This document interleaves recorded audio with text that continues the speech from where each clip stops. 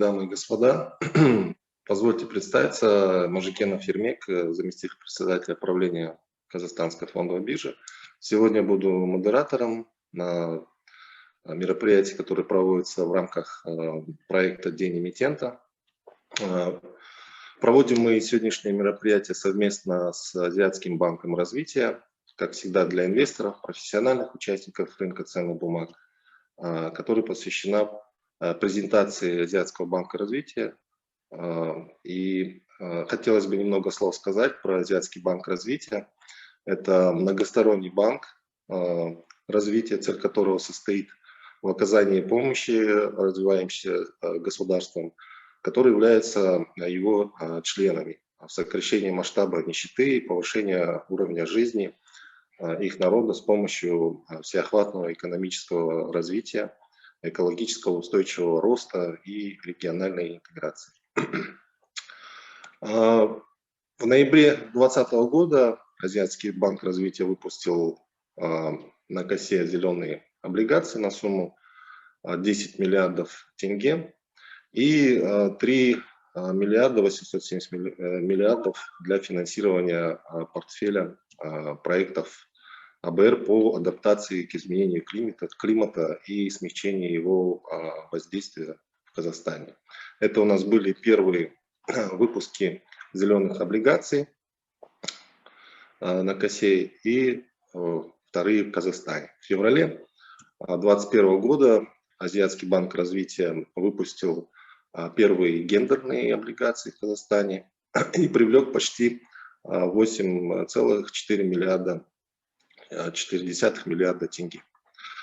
Также в феврале 2022 года Азиатский банк развития выпустил уже вторые гендерные облигации в Казахстане и привлек 14 миллиардов тенге с переподпиской. Поступления данных облигаций идут уже и пойдут на финансирование проекта содействия гендерному равенству в жилищном финансировании. Я сегодня хотел представить наших спикеров. Это Искандар Гуламов, старший специалист по страновым вопросам представительства в Казахстане, Джонатан Гросвено, заместитель казначея Азиатского банка развития, Майкл Делас Преус, старший специалист казначейства, и Гаухар Бейкенова, специалист Азиатского банка развития. Формат нашей встречи, как всегда, будет следующий. Сначала мы дадим слово нашим спикерам, а затем уже будет сессия вопросов и ответов. Вопросы можно писать в разделе «Вопросы и ответы», если вы увидите у себя в правом углу экрана, или поднять руку. А сейчас я хотел бы предоставить слово Искандару Гуламову. Искандар. Большое спасибо, господин Мажикенов.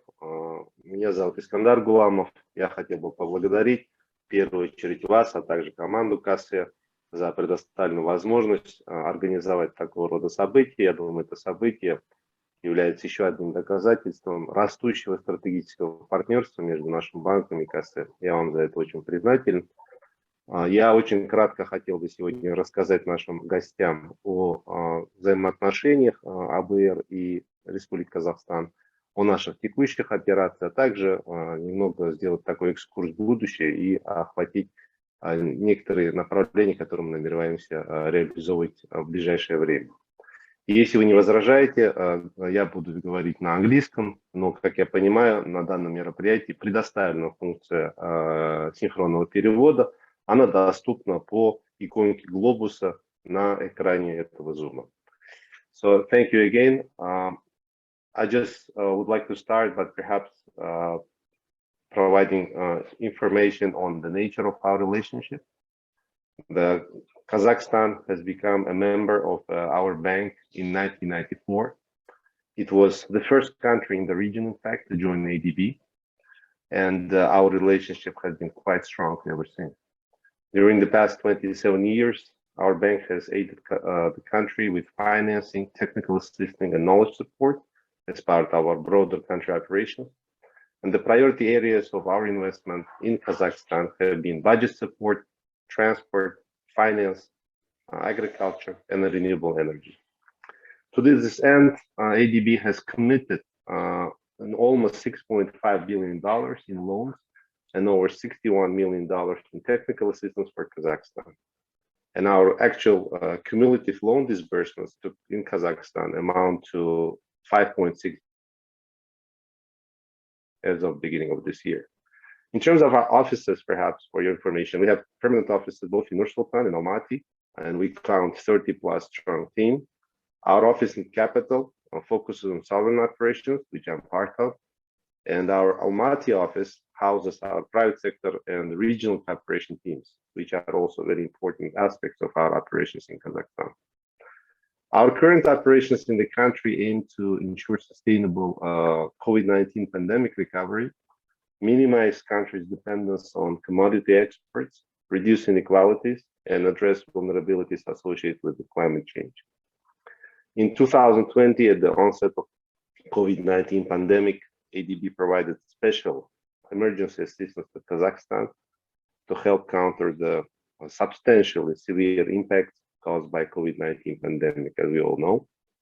First of all, we provided a $1 billion counter-cyclical loan to help the government of Kazakhstan to mitigate health, social, and economic impacts of COVID-19 pandemic. And we also provided technical assistance grants to procure essential medicine, personal protective equipment, and also we upgraded COVID-19 Control Center web application, which is used by the government to monitor and record data on COVID-19 infections. In terms of the future, our operations for the next 2 years will focus on support for transport and finance sectors, which where we provide bulk of our financing, including local currency financing too, and where we see continued strong demand for operations. We also plan to provide direct lending and knowledge support for reforms in critical policy areas, such as economic diversification, public finance management, and environmental sustainability. And in addition to public sector assistance, ADB will continue exploring direct investment in private sector undertakings. And we're talking about renewable energies, urban services, transport and logistics, mining, gas processing and metering, and agribusiness. So I will stop here. I will now turn on to Mr. Mazhikenov. Thank you very much.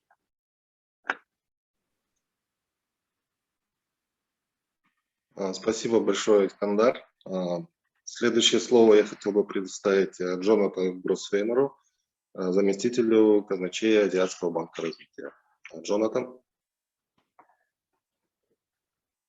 Good morning, everybody, and thank you very much, Deputy Chairman Mazhikenov. It's really wonderful to be with CASE and the investment community this morning again in Kazakhstan. And I'm very happy to be joined by my colleagues, as well as Iskandar, who just spoke, but also Michael and Gaukar, who will help me in presenting to you our investor update. So, shall we go, please, to the first slide? Lovely, there we are. Actually, we can scroll forward. That's just the introduction. One more, please. And one more.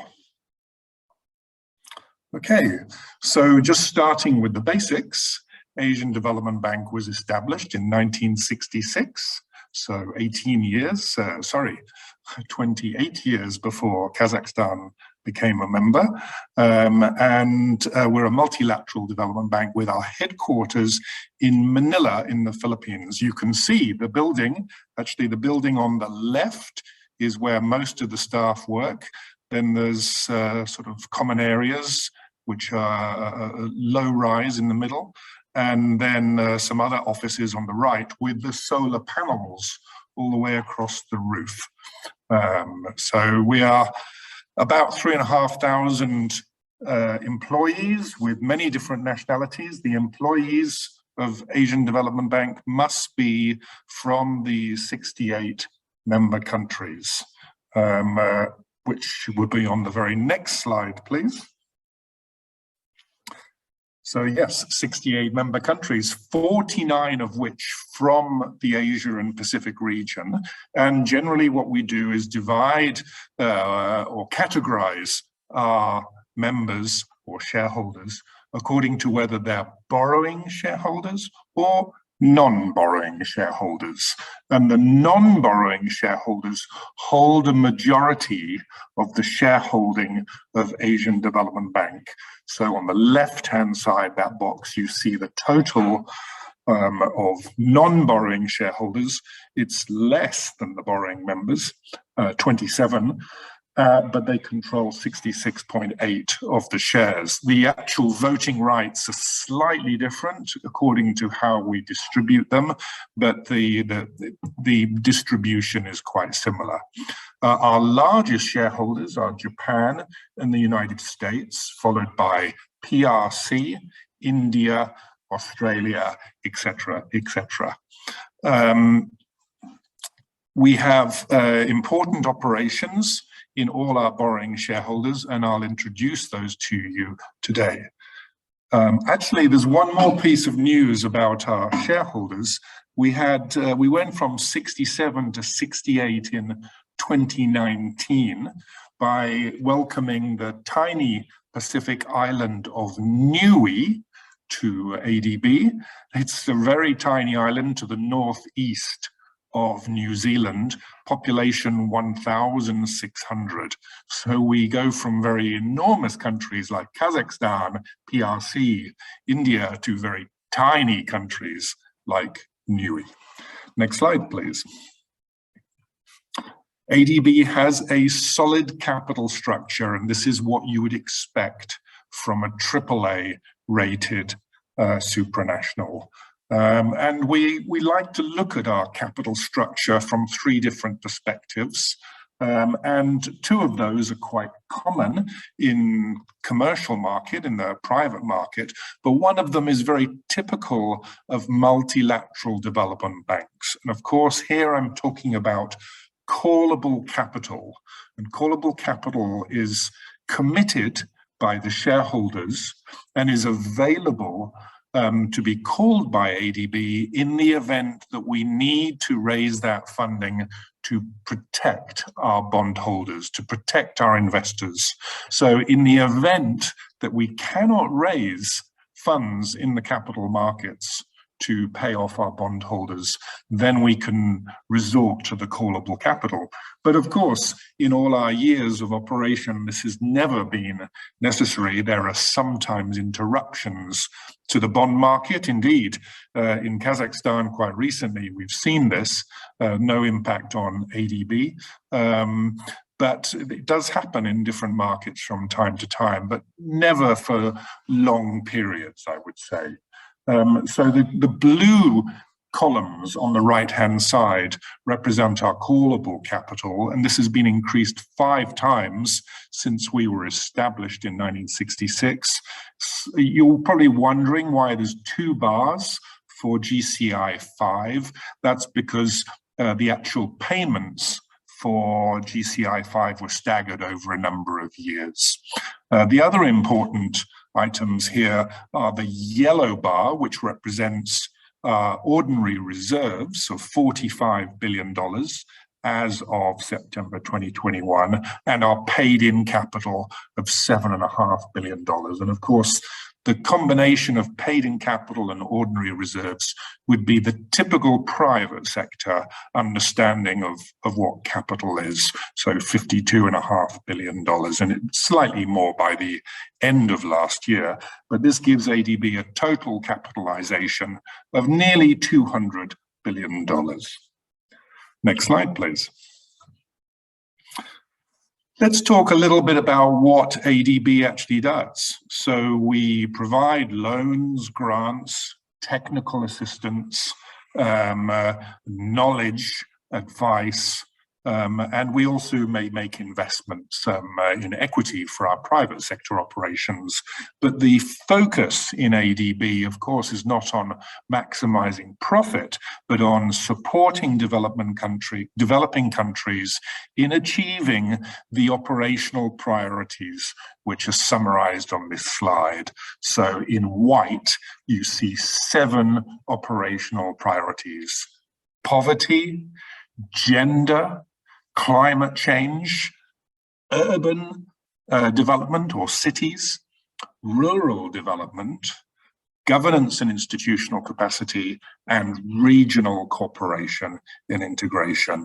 And we look to achieve these, especially through a number of vectors like increasing our private sector operations, bringing in co-financing from other lenders, private sector or public sector.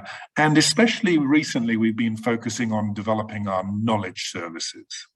Next slide, please. Then we take our operational priorities and we actually map them against the 17 Sustainable Development Goals of the United Nations. And I won't go into every one, of course. You can do this when you can see that on your own computer, a bit larger, hopefully, or just expanding it. But you can see that poverty aligns with 4 of the UN SDGs, as we call them. And of course, these SDGs link sometimes with our borrowing plans as well, and the bonds that we issue. Next slide, please. I talked just now about poverty, and unfortunately, poverty remains a very serious consideration for the Asia and Pacific region. In fact, unfortunately, it's got worse as a consequence of COVID. ADB estimated in August last year that between 75 and 80 million people sank into extreme poverty as a consequence of COVID. That's an enormous number if you think about it, and especially if we understand what extreme poverty is. That means surviving on $1.90 on a daily basis. And for me, and perhaps for you, that would be less than a coffee, less than the price of a coffee. And that's what the poorest and most underprivileged in our region are coping with. Of course, on this slide, we also mentioned infrastructure. ADB has a major focus on infrastructure, and we'll come to that again when I talk about our loan portfolio. And of course, climate change, environmental stress. This is a big and very important focus for us. Next slide, please. So there we are, climate change. I don't think you really need any reminders. And what I did notice, though, was that we didn't name any disasters which had happened in Central Asia, which might be a bit closer to the investors participating today. I would hope that perhaps you haven't suffered them, but sadly that's probably not the case. But we've got repeats here from India, Japan, PRC, many which you will have heard of. And of course in Philippines, where ADB is headquartered, we are not strangers to natural disasters. We suffer from typhoons, earthquakes, and all sorts of different challenges. Next slide, please. What exactly did we do to help with COVID-19? Well, for one thing, perhaps the first thing actually we did was we sent our staff home. And that's rather peculiar, but not unusual these days. In fact, for the last 2 years, yes, 2 years, ADB staff have been working from home. So Gaukar, Mike, and myself are all at home. Iskander, I don't know about you, perhaps you're back in the office in Nur Sultan, but most of ADB staff are working from home. We reacted also very quickly in announcing an initial $6.5 billion response package for borrowing countries, but less than a month later realized that that was going to be insufficient. So this was tripled to $20 billion. And consequently, our lending program in 2020 was enormous. At the end of 2020, that we then added to the 20 billion by announcing $9 billion for special, basically a COVID vaccination facility, which helps developing countries acquire, finance, distribute vaccines. And that's also been successful. Of course, we share our knowledge, our support and our assistance with many different agencies, not just on the financial front with IMF and World Bank, but of course with the World Health Organization, UNICEF, other UN agencies, bilateral and multilateral donors. Next slide, please. And one more. So now I'm going to talk about our balance sheet in a bit more detail. So in 2020, we had operations of $31.6 billion, and that was supplemented by an additional $16.4 billion from co-financing partners. So you can see that this was a strong ramp up of ADB activity. We provided this assistance mostly through loans, and a lot of those loans were through a new product, which was we call it a CPRO, a COVID pandemic rapid response operation. And these are new loans which were approved by our board to provide budgetary support to developing countries, including Kazakhstan. I remember working on I think it was pretty close to Christmas Eve in 2020, finalizing the disbursement of $1 billion to Kazakhstan to support the country. Next slide, please. ADB's assistance, of course, is shared throughout the region.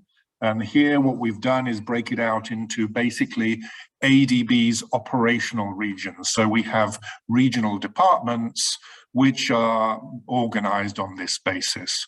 So Iskander, who spoke first, is one of the senior members of staff in the Central and West Asia, which covers the geographies, yourselves and the neighboring countries, and extends as far west as the South Caucasus. Obviously, the level of assistance provided by ADB differs region to region, and this reflects also the size of the economies. So you see in the Pacific, assistance is only $1.2 billion, but of course their economies are much, much smaller than in South Asia, Southeast Asia, or Central Asia. And so it's difficult to actually mobilize larger amounts. They don't need it, but it's also, it would actually flood the economy if we didn't calibrate like this. Next slide, please.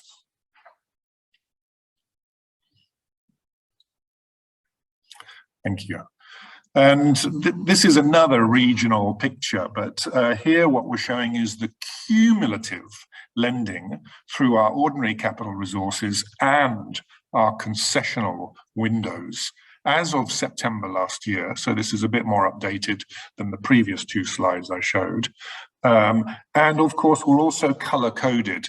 The bottom color is cut off, which is unfortunate because that's our largest borrowers in the deep red, and they're led by India with a cumulative $54.4 billion of ADB assistance, followed by PRC, then Indonesia, Pakistan,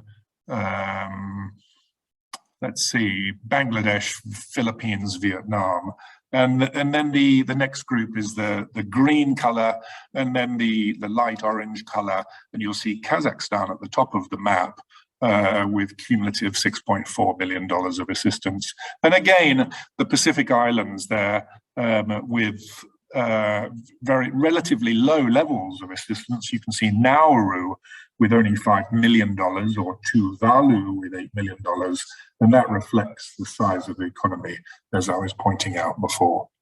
Next slide, please. So we have had committed loans at the end of September last year, not the end of the year, although I do have the data for the end of last year, but I could talk about it, but we can't put it up on a slide because it's not been published yet. We have our annual meeting at the beginning of May when the Board of Governors will approve ADB's financials for 2021, and then they'll be published. And of course, we'll post updates on our website immediately for all investors. And the picture in terms of geographic spread of operations, of course, won't change much between September and December, and neither will the industry breakdown, which you see in the wagon wheel on the right-hand side. But what I think is interesting here is if you take transportation, 28.6%, and energy, 19%, you end up with about half of ADB operations. It's about 50% of our activity. And these have traditionally been our strengths, working in these two sectors, and they're where development needs are strongest. However, I can give you the teaser that for 2021, health was actually the sector which where most of ADB's assistance was provided in Central Asia, South Asia, and Southeast Asia. So that's quite a departure, but it's really emblematic of the times that we are living, the COVID times, of course. There's a little box in the top right which talks about non-accruals.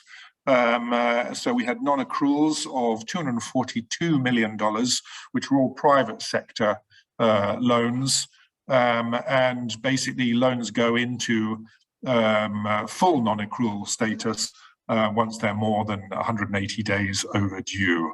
And we will, of course, provision for loans in our annual report accordingly.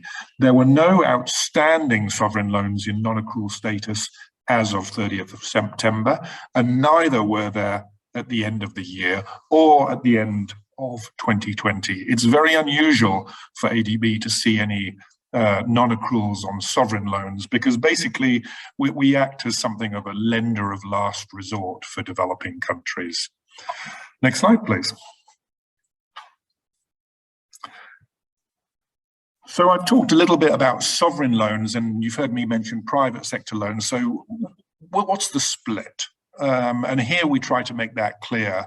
And it's immediately obvious that ADB is basically a sovereign lending institution. We've got nearly 93% of our operations for sovereign borrowers. And again, the wagon wheel on the left, you'll see the main borrowing nations there. And the same wagon wheel on the right, but with a different mix of countries, because that's our non-sovereign portfolio. So we're actually lending less in PRC to the sovereign these days than we have in the past, because of course they've been their development curve is quite pronounced. But our private sector operations in PRC continue to be quite strong. I would expect the sovereign wagon wheel to evolve further going forward, with borrowing member countries like Pakistan, Indonesia, Philippines, and Bangladesh continuing to increase. Next slide, please. I do like this slide. It captures really the balance sheet in a nutshell, and there's a few talking points about it. First of all, you see the picture of ADB's net dispersed loans, and these are our ordinary capital resources loans and our concessional loans. Now, frankly, all of ADB's loans are concessional when compared with the private sector market, because ADB lends at a standard 50 basis point credit margin or administrative margin to all our borrowing member countries. It doesn't matter what their rating is or what their GDP is, or their GDP per capita. The margin is the same for all borrowers. We then have some maturity premiums depending upon the maturity of the loans, and we can lend out to the longest loan we'll have of the OCR window will have an average life of 19 years, which means its final maturity will be 20-something years. So we do lend very long term. Beneath loans, you have investments, and yes, these are literally investments which are held by ADB Treasury in super safe, super conservative destinations, typically cash instruments, deposits, treasury bills in highly rated issuers, and then government bonds as well. And then beneath that, you'll see others, and others appears on both assets and liabilities. That's for derivatives, because of course, on a pay leg of a derivative transaction, a cross-currency swap will have a liability, and on a receive will have an asset. Whereas for an interest rate swap, we're actually accounting for those on a net basis. So our derivatives exposure is quite high, and that's related to our borrowings. So now I'll go into that in more detail in a second. We borrow very broadly across global markets, but except for local currency activities, all those borrowings are then swapped into floating rate dollars. And that's because, and this is the beauty of this slide, because our loans are mostly made in floating rate dollars as well. Now, I say mostly because we do have these local currency activities, and that's what Mike, Galkar, and I are doing in ADB Treasury, issuing bonds in Kazakhstan tenge, Indian rupees, Chinese renminbi, Philippine peso, etc., and other currencies which are very much frontier markets. So I think that's really covered the picture there. I won't talk about equity again because I elaborated on that at the beginning of the presentation. Next slide, please. Now, I won't belabor our rating, but of course it's important. So we are a AAA rated borrower in the international and domestic capital markets. We issue bonds across 42 currencies to date. And we have very strong qualifications from Moody's, Standard & Poor's, and Fitch. We have never been put on credit watch or suffered a downgrade of any nature. And that, I think, is typical for the supranational sector. But if we go to the next slide, I'll give you a little comparison. Next slide, please. So here, there's 5 of the original multilateral development banks, and you see Asian Development Bank at the top and IBRD or World Bank at the bottom. And here we've just gone into a little bit more detail, and we're showing breakdowns according to different risk assessments. And of course, it's only ADB and World Bank which are rated extremely strong in all the risk perspectives. There. Next slide, please. I said that we borrow in many different currencies, 42, I think I said, and here we're talking really about how the lengths we'll go to in raising our borrowing program. So you probably wonder, why is ADB borrowing in Brazil or Mexico? Because surely they're not Asian countries, and they're not using those currencies to lend in Kazakhstan or China or India. And you'd be right, but what we do is we borrow in Brazilian real, Mexican peso, or even Ghana cedi, as you see in Africa there, but we'll swap to US dollars, to floating rate US dollars. And of course, we've also transitioned our entire borrowing base and the derivatives which accompany to it to SOFR already, to the new alternative reference rate. So it's only in the local currency world, when we borrow funds in tenge, for example, we will keep them in tenge because we're going to lend in tenge as well. Next slide, please.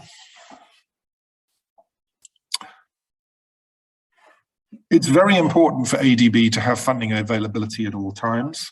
We try to get as much of our borrowing program out the way in the first half of the year. Of course, you always have surprises. In 2020, we had COVID, and you probably remember that the markets were severely dislocated by the beginning of that crisis. And of course, this year we've got the Russian invasion of Ukraine, which has had a material impact on the financial markets as well, perhaps more on commodity markets, but interest rates and yields are rising significantly as well. And I'm well aware of how things are doing in Kazakhstan, of course. But even in the dollar market, we're seeing most of the curve from 2 years out above 2% already, which is a significant change from the last 2 years.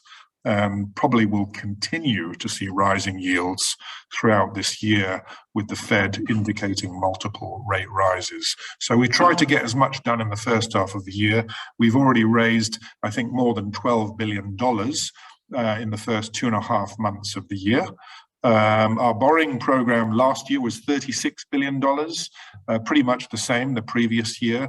But as you notice from the blue bars, that there was quite a big jump from 2019 to 2020 and 2021. And our borrowing program for 2022 is approved at $40 billion, but we may end up with something like 35 again. Next slide, please.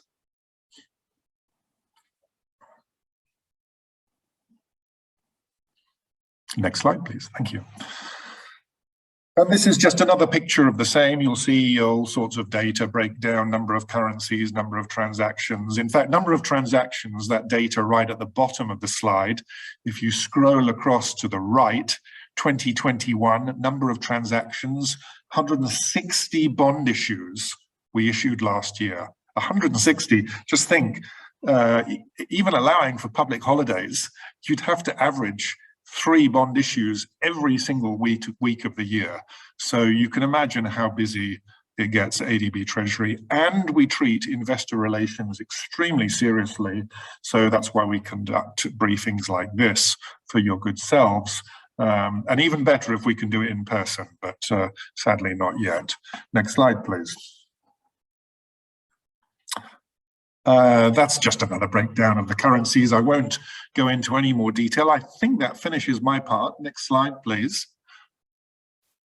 Yes, so straight on to Mike now. Thank you.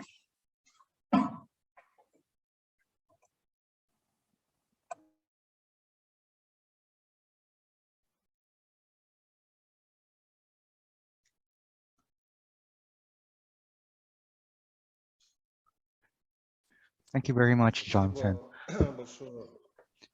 I'll now move on to the section on ADB local currency operations. So on this slide, we enumerate the 5 potential sources of local currency from which ADB can use to fund its local currency operations. So the first one is equity and retained earnings.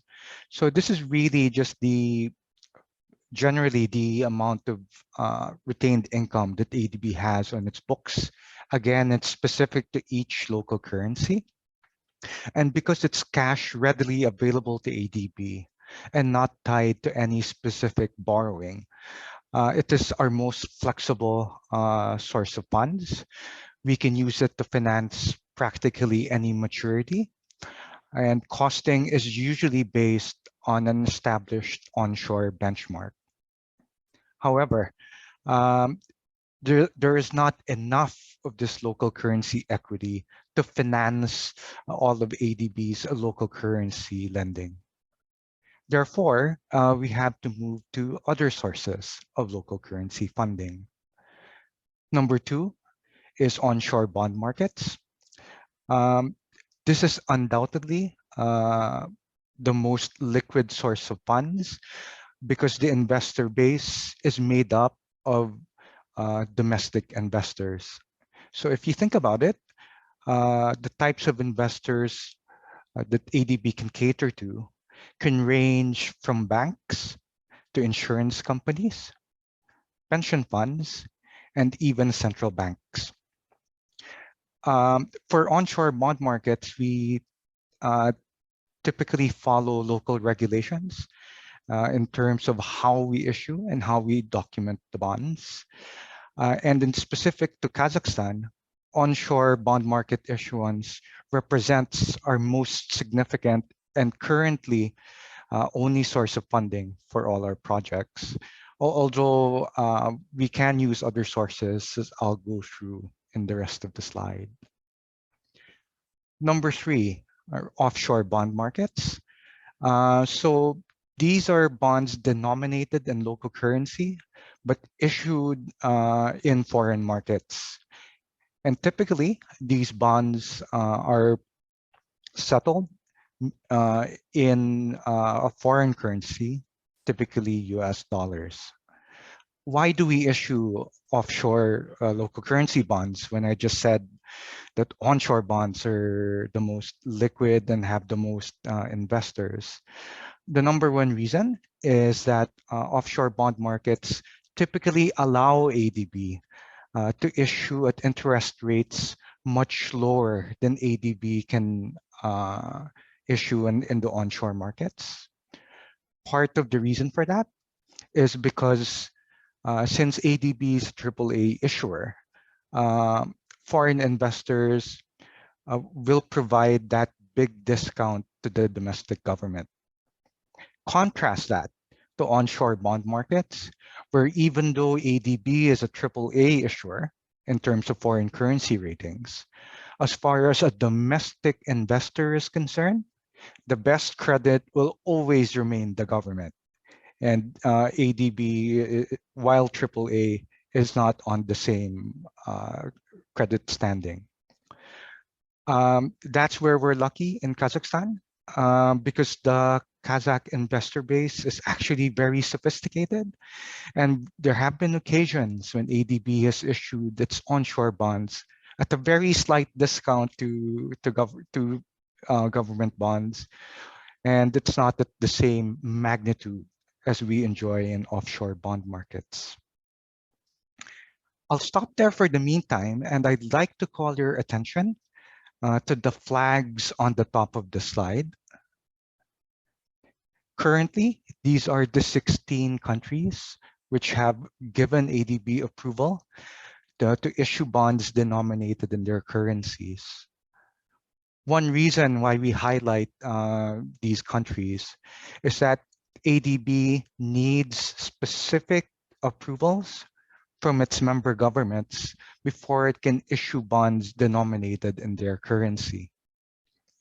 So if you notice, we have approvals, if you look at the map, from as west as Armenia, which is AMD, all the way west to the Pacific Islands, which is FJD, which represents the Fijian dollar. In there, you'll see other countries such as IDR, Indonesia, PKR, Pakistan, and other countries like the Philippines, PHP. Going back to the bottom of the slide, number 4 source of local currency funding for us are essentially derivatives, specifically cross-currency swaps and non-delivery swaps. As you saw from Jonathan's slide earlier, ADB is a very active user of these instruments. And there are 2 main reasons. One, it's possible that ADB does not have the approvals or market conditions do not allow ADB to issue bonds in any particular market. And number 2, because ADB is a AAA issuer, we can typically raise funding in the derivatives markets at a very competitive rate. Sometimes it can be at or lower than the rate that ADB will issue when it comes to bonds. 5, lastly, and this is something very specific to an international financial institution like ADB, we can also contract bilateral facilities with central banks or other third parties. More often than not, central banks will only extend these sorts of facilities to IFIs where the country is also a member. Next slide, please. Okay. Before you start reading into the slide itself, I'll just describe what it is. It's essentially just a timeline of select bond issuances by ADB starting from 1995 to present in 2022.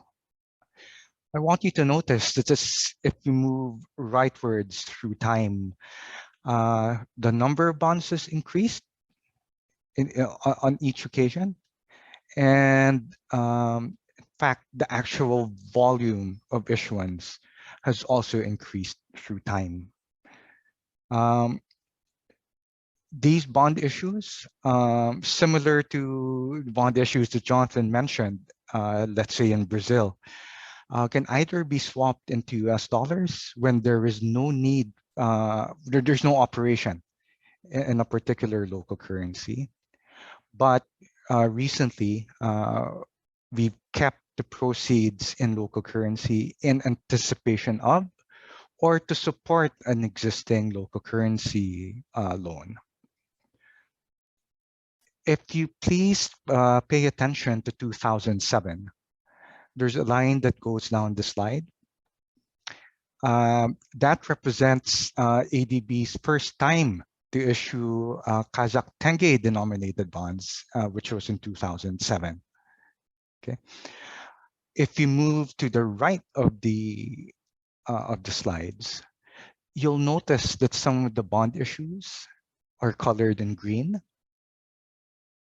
So for example, on the top of the slide for 2017, it shows an INR 5 billion green bond. Okay.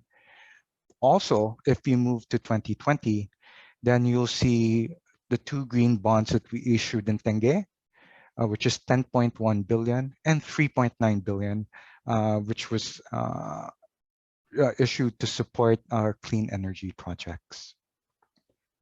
Lastly, you'll notice that we have two Kazakh tenge bonds, which are colored in red.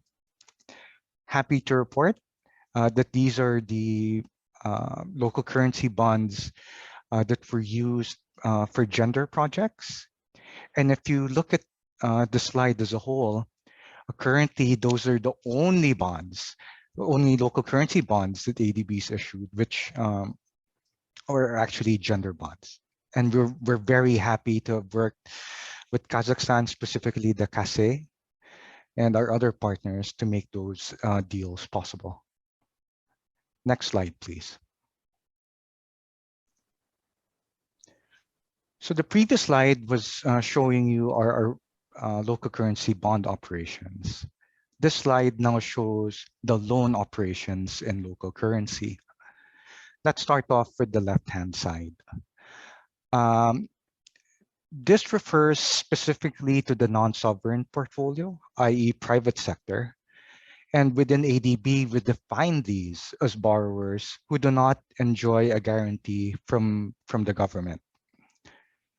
Notice that on the very left pie chart, 70% of ADB's non-sovereign operations are denominated in quote-unquote main currency, mostly in dollars, but 30% of those operations are actually denominated in local currency. If we move rightwards to the next pie chart, you will see the breakdown in terms of currency of the amounts outstanding, which comprise this 30%. And the biggest private sector loans we have are denominated in THB, Thai baht, INR, Indian rupee, CNY, Chinese yuan, and KZT, tenge. The table on the right-hand side also uses the same information from the pie chart, but notice that KZT is highlighted in red. The reason for that is Kazakhstan has the only portfolio of local currency loans in ADB which have sovereign guarantees. And as of December 2021, this amounted to 226 million US dollars equivalent. This is a significant number because if you add all local currency operations, both sovereign and non-sovereign, then KZT makes up nearly 10% of ADB's local currency portfolio. Next slide, please. I'll go on to 4 case studies, and I'll start off with the first, because I want to be able to show you the mechanism by which we take funding and then actually use them for projects. The first one are green projects in Thailand. So there were 2 projects which we supported. One is Be Grim, the other is Energy Absolute. In all of those cases, the borrowers wanted to borrow Thai baht from ADB, but in bond format, so that they could comply with the green bond principles in Thailand. Notice also that in all 3 cases, ADB was the sole investor. And I'll explain to you why. First, 7-year bonds are a rather strange instrument. In a market like Thailand, banks and other shorter-term investors like 5-year bonds, 5 years or shorter.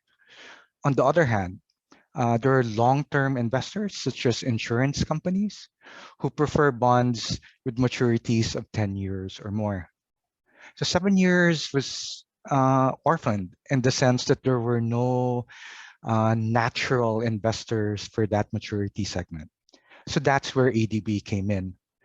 ADB used funding via execution of cross-currency swaps to invest in both of these maturity sectors. And this allowed the borrower to then tailor their total financing needs in the market, which may not have been possible unless ADB was involved. Next slide, please. Similarly, we also had our green projects in India. In fact, ADB's first local currency green bond operations were in Indian rupee. And this was very interesting because we issued bonds which had 4-year maturities, but the underlying loans actually had maturities, final maturities beyond 10 years. So the design of these projects were a bit different in that the borrowers wanted to borrow on a shorter term basis so that every 2 or 3 years, depending on their preference, they could refinance the loans at existing rates in the market at that time. Next slide, please. Recall that I mentioned this during the slide on ADB select bond issues. Let me describe to you the first Kazakh tenge bonds issued by ADB. Interestingly, we issued these tenge bonds as offshore tenge bonds. And these were not only the first KZT bonds issued by ADB, but in fact were the first KZT bonds issued by a AAA rated issuer. We issued 6 billion of these bonds, and all the proceeds were actually repatriated to Kazakhstan and used to finance a non-sovereign loan to Bank Center Credit. More importantly, the loan to Bank Center Credit specifically mentioned that the use of proceeds is supposed to be to support micro, small, and medium enterprises. Why is this significant? It's because one of ADB's policy goals in Kazakhstan is to help diversify the economy away from resources. And small enterprises were identified as one of the sectors for ADB support. Next slide, please. Staying in Kazakhstan, in fact, ADB's first sovereign guaranteed local currency loan was done in 2011. So recall, sovereign guaranteed means that there's a guarantee from the government that ADB gets paid on time. Proceeds were on lent to Damu. and the first local currency disbursement was for 22.2 billion. Okay. At that time, the most flexible and cheapest source of funds was actually cross-currency swaps, and that's what we use to finance the disbursement. Lastly, notice that the termination date is stated as 15th September 2016 or earlier. That's one of the nice things with derivatives, is typically it allows us to tailor the financing according to the needs of the project or the borrower. And how come we have this earlier is agreed? It's because we had to build in an earlier termination date in case the Ministry of Finance wanted to withdraw its guarantee to the loan earlier than expected. And that's it for my section. Next slide, please. Over to Gauhar to describe ADB and Republic of Kazakhstan. Thank you so much for your attention.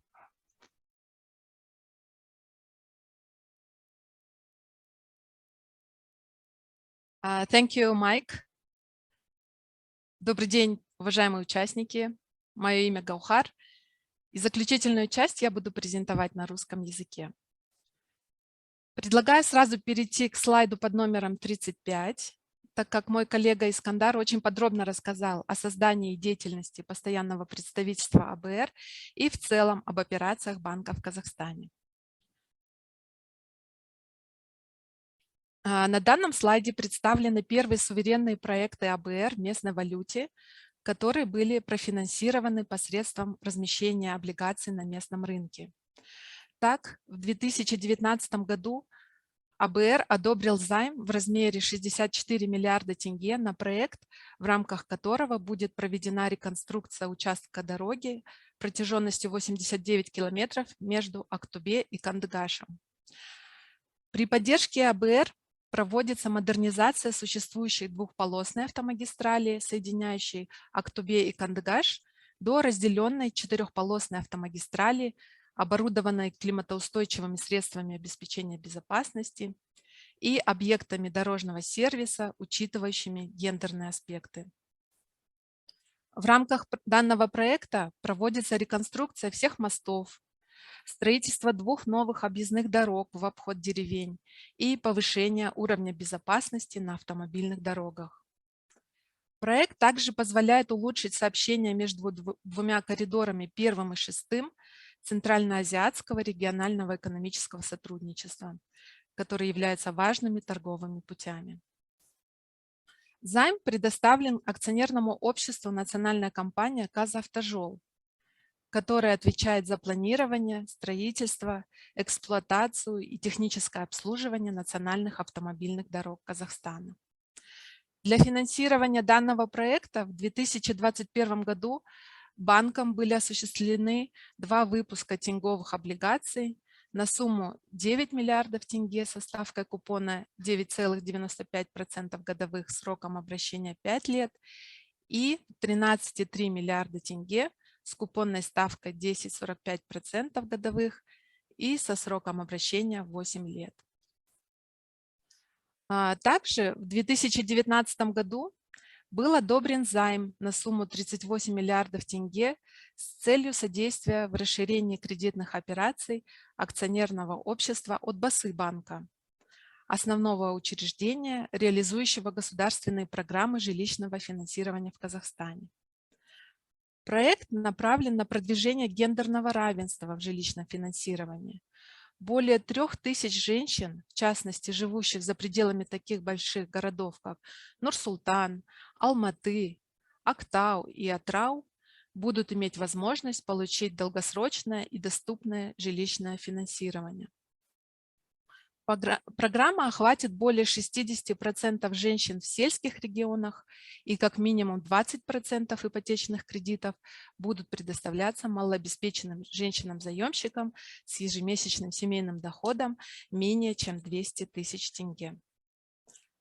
Господин Мажикенов и мой коллега Майкл уже упомянули о выпуске гендерных облигаций АБР, которые были выпущены как раз для финансирования данного проекта. Гендерные облигации с фиксированным доходом финансирует проекты, поддерживающие расширение прав и возможностей женщин, гендерное равенство и доступ к финансированию, и соответствует целям устойчивого развития Организации Объединенных Наций.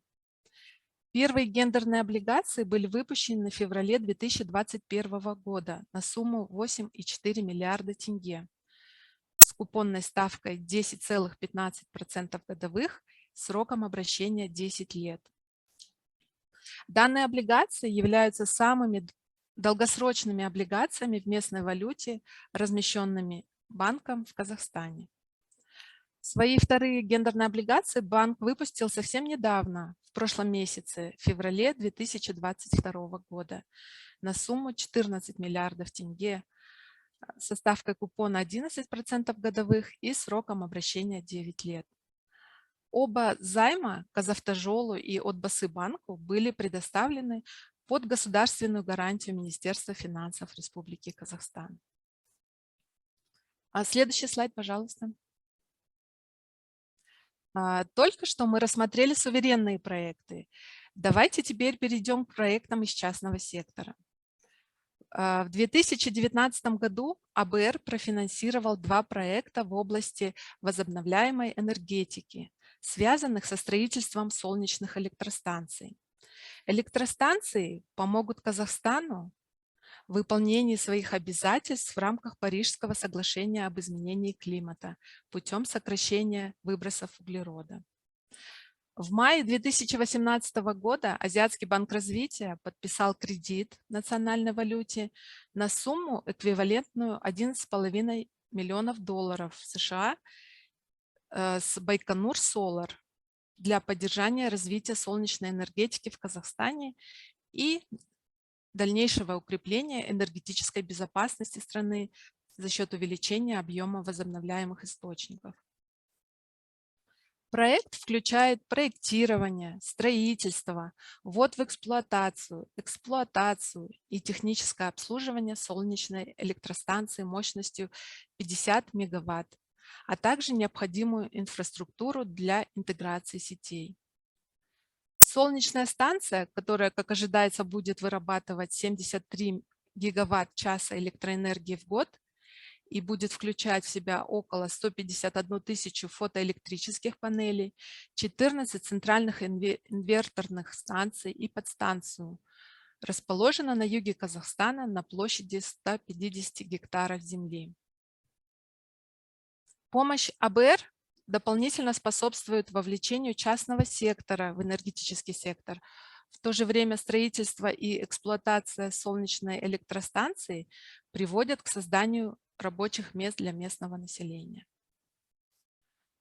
В апреле 2019 года АБР подписал соглашение о предоставлении займа в национальной валюте на сумму, эквивалентную $30,5 миллиона США ТО МКАД Грин для строительства и эксплуатации солнечной электростанции в целях сокращения дефицита электроэнергии и увеличения доли возобновляемых источников в структуре энергосистемы страны.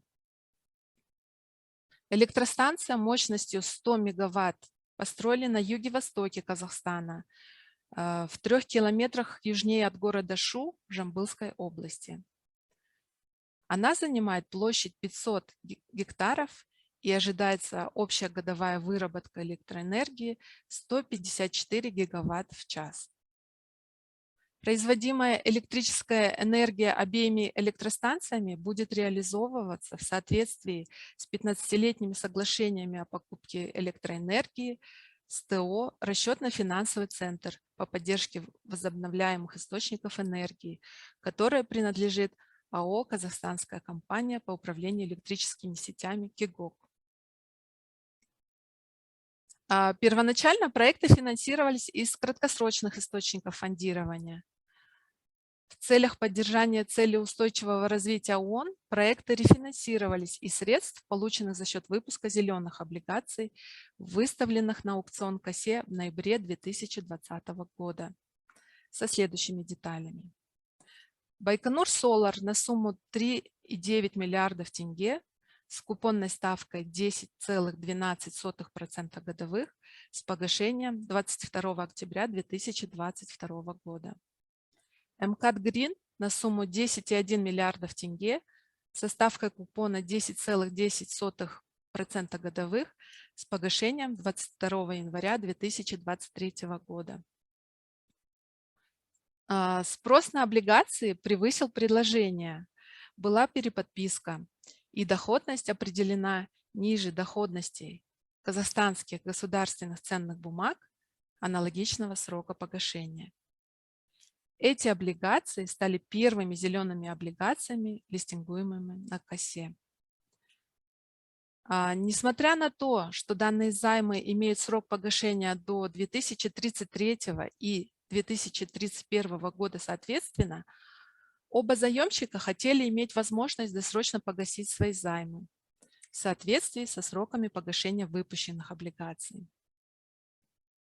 Если заемщики не выразят желание досрочно погасить займы, то они будут рефинансированы путем последующих выпусков облигаций. Следующий слайд, пожалуйста. Как упомянул Майкл ранее, АБР необходимо получать одобрение членов АБР на деноминацию выпуска облигаций в местных валютах. На данном слайде вы увидите, что АБР получил одобрение от всех государственных органов, таких как Министерство финансов Республики Казахстан, Национального банка Казахстана, Министерство национальной экономики и Казахстанской фондовой биржи на выпуск облигаций в тенге. На данном слайде также указаны сроки получения этих одобрений. Следующий слайд, пожалуйста. Хотелось бы отметить, что привлечение финансирования в местной валюте для поддержки развития является одним из основных направлений нашей работы в казначействе АБР. С 2007 года банк осуществил 10 выпусков тенговых облигаций на сумму более чем 110 миллиардов тенге. Про первый выпуск, размещенный на международных рынках капитала, достаточно подробно рассказал мой коллега Майкл.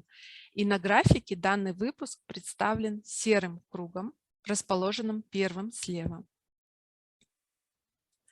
После продолжительного отсутствия на рынках капитала в 2019 году АБР выпустил первые тенговые индексированные облигации, размещенные посредством аукциона на Казахстанской фондовой бирже для финансирования займа Самрук-Энерго. В общей сложности было выпущено 3 отдельных выпуска на общую сумму 46 миллиардов тенге, и сроки обращения данных облигаций были от 5 до 7 лет. Что примечательно, что купон по данным облигациям рассчитывается на основе индекса потребительских цен. Смотрите вот на серый круг и 2 синих в нижней части графика. Как уже упоминалось спикерами ранее, в ноябре 2020 года было размещено 2 выпуска зеленых облигаций для рефинансирования Байконур-Соло и МКАД Green. На графике они представлены в зеленом цвете. В течение 2021-2022 годов банк разместил еще 4 выпуска облигаций, 2 из которых являются гендерными для финансирования от БАСы банка и 2 выпуска для Казавтожол. Получается, гендерные облигации обозначены розовым цветом, и 2 выпуска для Казавтожол, они указаны в синем цвете. Из 10 выпусков тенговых облигаций, указанных на графике, вы можете увидеть, что 2 выпуска были погашены, и они обозначены серым цветом. Размещение всех внутренних облигаций банка было организовано Тенгри Partners Investment Banking на Казахстанской фондовой бирже. Следующий слайд, пожалуйста. Азиатский банк развития рад возможности вносить свой вклад в развитие казахстанского рынка капитала. В первом полугодии 2022 года планируется выпуск облигаций для поддержки финансирования проекта строительства автодороги Актубек-Андыгаш, соединяющей коридоры ЦРС-1 и 6. Также может состояться третий выпуск гендерных облигаций АБР, когда заемщик будет готов освоить дополнительный транш, и инвесторы выразят желание приобрести такие облигации. На этом я завершаю презентацию АБР. Благодарю вас за внимание. Сейчас мы будем рады перейти к ответам на вопросы. Спасибо. Спасибо большое, Гулхар. Да, действительно, мы сейчас переходим к сессии вопросов и ответов. Очень много было вопросов задано. Я, наверное, перейду на один из вопросов, вы уже ответили, касательно того, что планирует АБР выпускать в ближайшее время и какие зеленые. Спасибо за ответ. Хотел бы задать следующий вопрос. По каким критериям проходит отбор проектов для финансирования? Ну, я могу, наверное, ответить на этот вопрос. Угу. Спасибо. Спасибо большое. Спасибо за вопрос. Ну, в первую очередь, проекты, которые отбираются нашим банком совместно с нашими клиентами, как в правительстве, так и в частном секторе, в первую очередь должны соответствовать стратегическим задачам АБР с точки зрения соответствия их приоритетам целей устойчивого развития, о которых уже более подробно рассказал Джонатан, и нашей корпоративной стратегии. То есть эти проекты должны оказывать позитивное долгосрочное влияние на сокращение бедности, на сокращение неравенства, на обеспечение долгосрочного устойчивого развития для этой страны, как на уровне проекта, так и на уровне сектора. Это первый основной критерий.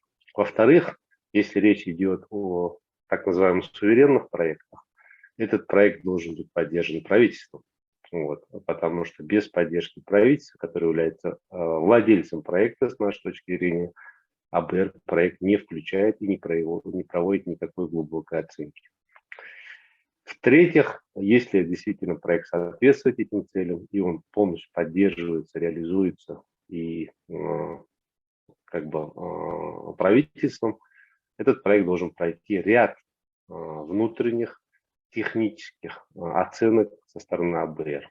Эти оценки включают и оценку финансового управления по проекту, оценку так называемых охранных мер, которые мы называем safeguards, то есть он должен отвечать нашим стандартам, вот, а также ряд других оценок.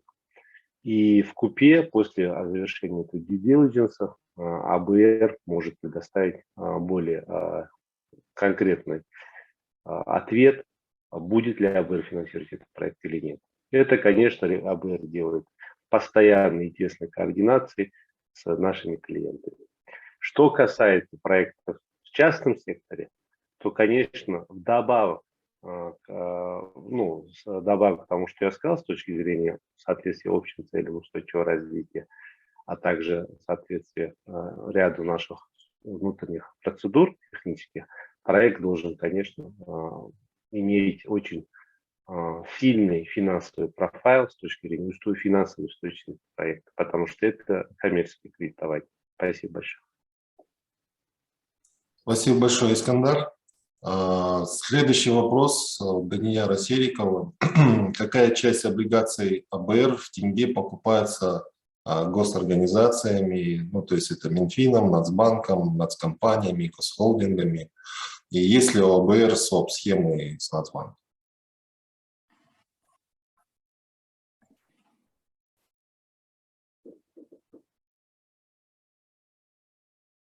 Yes. Thank you, Olga. Very well understood. This is a good question because it's evolved over time. So back in 2006, as Mike mentioned, we issued our first bonds in the international market. And so those were bought by private sector investors, insurance companies, pension funds, asset managers. And then when we came to the onshore market, to the domestic markets through CASE in 2019, the first 3 bonds we issued, as Gaukar explained, were linked to the consumer price index. Now, those were each for about 15 billion tenge. It was on the bubble chart, which Gaukar put up. And one of them was gray color because it's just been called. Actually, that helps to answer another question which was asked, which was about the credit quality. Are there any non-accrual status in Kazakhstan? And the answer is no, there are no non-accrual.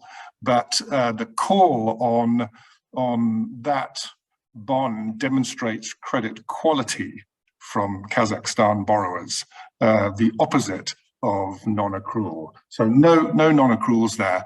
And those 3 bonds were largely invested by Kazakhstan's national funds, sovereign wealth funds, etc., not by private sector investors. We had one private sector investor in the 3rd of those CPI-linked bonds. But since then, in 2020, in 2021, and this year, we have relied mostly on private sector investors. So insurance companies, pension funds, various agencies, and of course, bank investors. And we are extremely grateful for everybody's support. Thank you. Спасибо, Джонатан. Следующий вопрос. Также от Данияра. Ранее сообщалось о кредите для Казтрансгаза на $100 миллионов для установки смарт-счетчиков. Когда он будет выдан? Спасибо большое, Данияр. Мы этот проект одобрили, и соответствующее информационное уведомление было опубликовано на нашем веб-сайте. Сейчас ведутся процедуры внутри клиента для обеспечения подписания заемного соглашения между нашим банком и клиентом. В самом Трансгазе, как вы наверняка знаете, недавно прошли определенные организационно-структурные преобразования, которые повлияли на скорость подписания. Но мы уверены, что подписание состоится в ближайшее время. И мы обязательно его опубликуем, информационное сообщение, и сообщим. Спасибо. Спасибо, Искандар. Следующий вопрос касательно выпуска в юанях. В ближайшее время планирует ли АБР? В настоящее время, мой коллега Джон может добавить, с точки зрения наших страновых операций, у нас таких потребностей или такого спроса, запросов ни в госсекторе, ни в частном секторе нет. Джонатан может более поподробно ответить. Спасибо. Следующий Thank you. вопрос. Yes, so I think there's 2 aspects to this. Will we lend in yuan and will we borrow in yuan? Of course, they're linked. And in fact, ADB is a very active borrower in the international bond market in Chinese renminbi or yuan. And actually last year, we returned to the domestic Chinese bond market for the first time in 12 years. Very successfully. We issued 2 so-called panda bonds last year.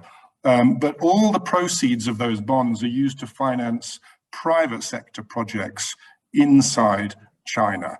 And we don't have any sovereign borrower who requests loans from ADB in yuan right now. You can request that, actually.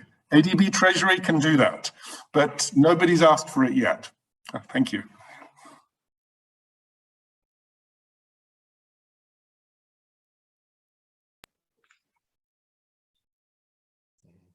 Спасибо, Джонатан. Следующий вопрос касательно мониторинга использования средств. То есть, как вы уже говорили, АБР выпустил облигации, да, на социальную поддержку уязвимых слоев населения. И вот, я хотел бы уточнить, господин Мажикенов, здесь речь идет о нашем стаб-займе. Мы его профинансировали в евро, поэтому выпуска облигаций необходимости не было. Вот, если позволите, я сразу отвечу. Спасибо, господин Сериков. Да, речь идет именно о стаб-займе, который мы предоставили в рамках общей программы противодействия пандемии COVID-19 в 2020 году. Вот. Что с точки зрения мониторинга, то весь внутренний мониторинг по проекту был завершен, этот проект займ закрыт. Вот. И заемщик и правительство предоставили всю необходимую отчетность по проекту, который они на эмпирическом уровне показали направление использования расходных средств. Да, исходя из этих отчетов, эти средства действительно направлялись для поддержки уязвимых слоев. Но в рамках этого займа АБР также проводит независимый опрос бенефициаров средств, то есть населения, в первую очередь, а также МСБ. И этот опрос сейчас начался, он будет завершен к концу этого месяца. И цель этого опроса является верификация той информации, которую нам предоставили правительство. Спасибо. Спасибо большое. Следующий вопрос. Планировалось ли, что от Либор уйдут к началу 2022 года? На какой бенчмарк вы сейчас ориентируетесь? Подорожало ли ваше кредитование в Казахстане из-за отмены Либор?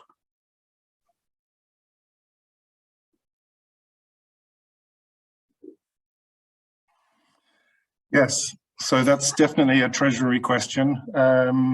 We've completed the migration of the complete sovereign loan portfolio of ADB from LIBOR to SOFR with effect from 1st of January 2022. Actually, we started the transition of ADB's bond issuance and our derivatives portfolio for hedging those borrowings. We started that last year as soon as we had board approval. I think it was July. So we converted our entire LIBOR swap portfolio to SOFR, and now we've converted our entire dispersed and undispersed loan portfolio. That's about $130 billion of sovereign loans and 190 if you include the committed but undispersed. The private sector loans have a longer window to migrate from LIBOR to SOFR, but we've set a deadline of middle of 2023 in line with all the international guidelines from the various agencies. And of course, the same applies for the other alternative reference rates, i.e. SONIA for sterling, TONA for the yen. I think Euribor remains for the euro, but ADB doesn't have so many loans in those currencies. We're mostly a dollar lender. We're expecting our lending in Kazakhstan to continue in tenge, and we think this is a very positive development for the financial market, and of course for CASE, and also to protect borrowers from currency risk in future. And we've seen the manifestation of currency risk in its most severe form in the last week or 10 days. So we're all aware of this. Thank you.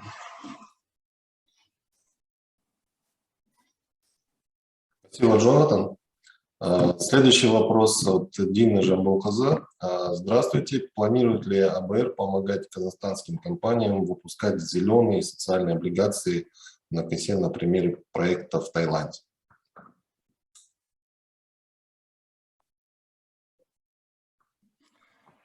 I don't think we have a yes or no answer, but I just like to involve my colleagues. Mike, would you like to take that question?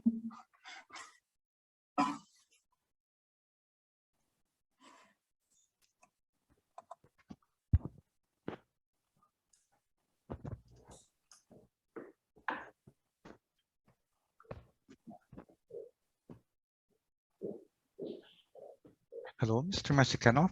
Can you repeat the question, please? Because my connection went down for a while. Да. Планирует ли Азиатский банк развития помогать казахстанским компаниям выпускать зеленые социальные облигации на косе на примере проекта в Таиланде?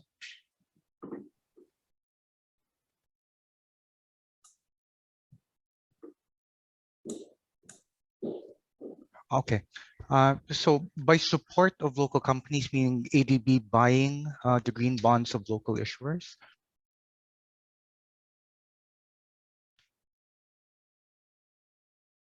The question doesn't say that, Mike, but you can answer it anyway. Yes. In terms of ADB operations, ADB can extend both loans and buy the securities issued by our local investees. So that's one way we can support that. Okay, let me supplement. The answer is yes.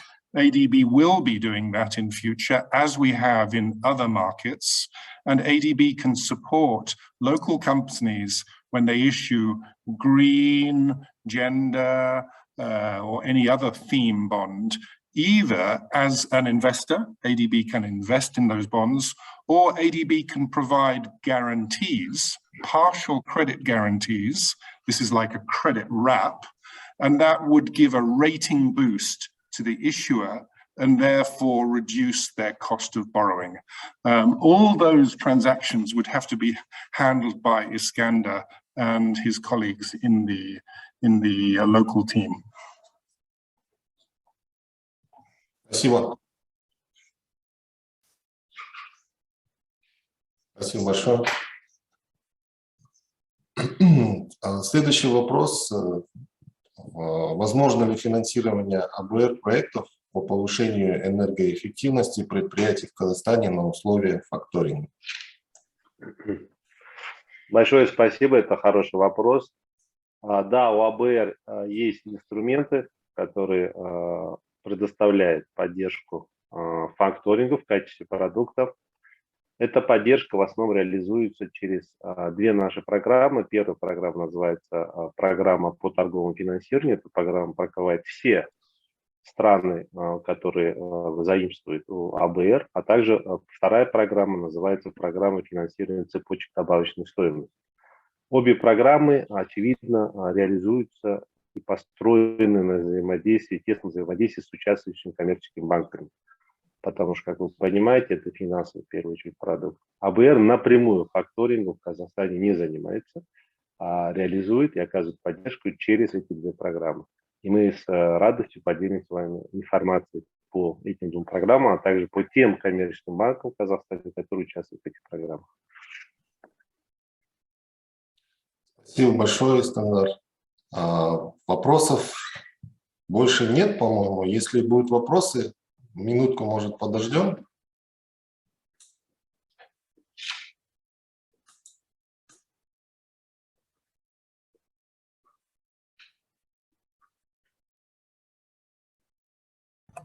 If I may, I'd like to mention a couple of things which might be interesting for the investors.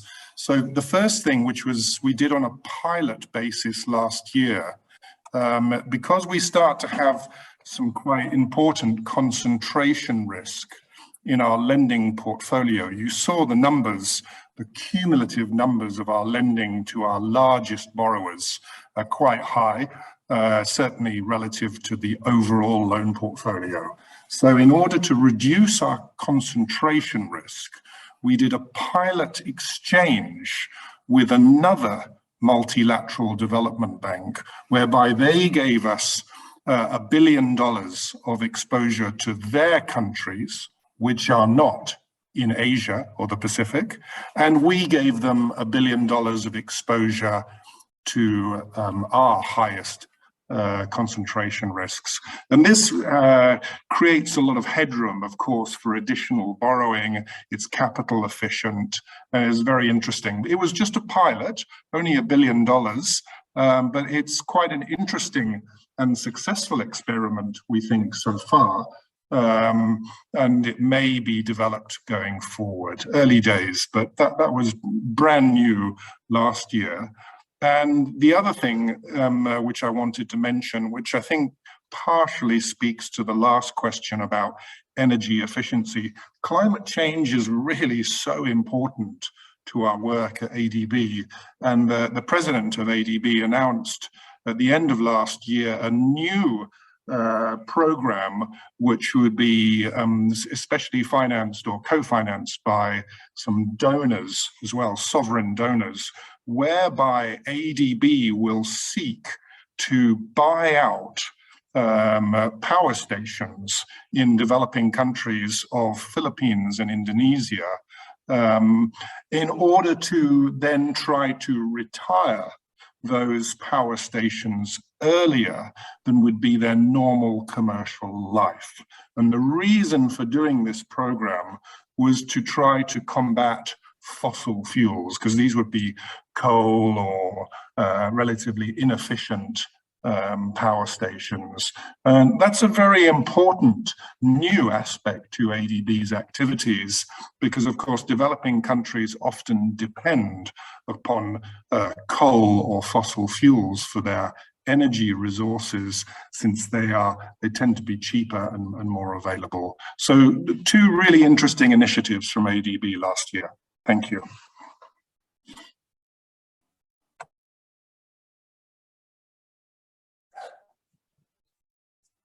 Спасибо большое, Джонатан. Вопросов больше не поступало. Мне хотелось бы, на самом деле, во-первых, поблагодарить тех, кто сегодня подключился к нашему мероприятию. Также мне хотелось бы поблагодарить команду АБР.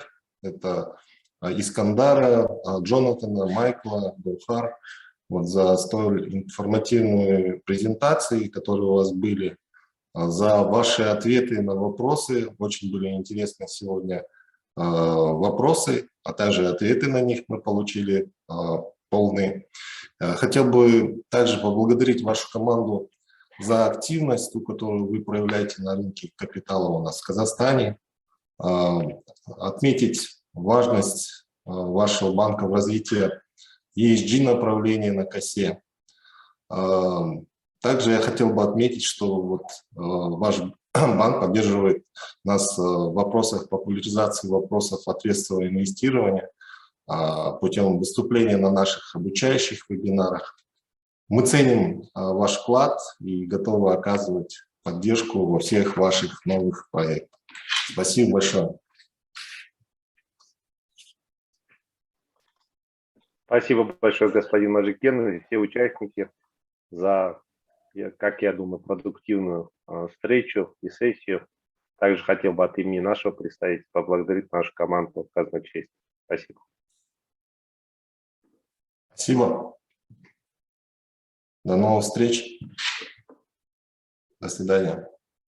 Thank you. Bye-bye. Thank you. Спасибо большое. До свидания.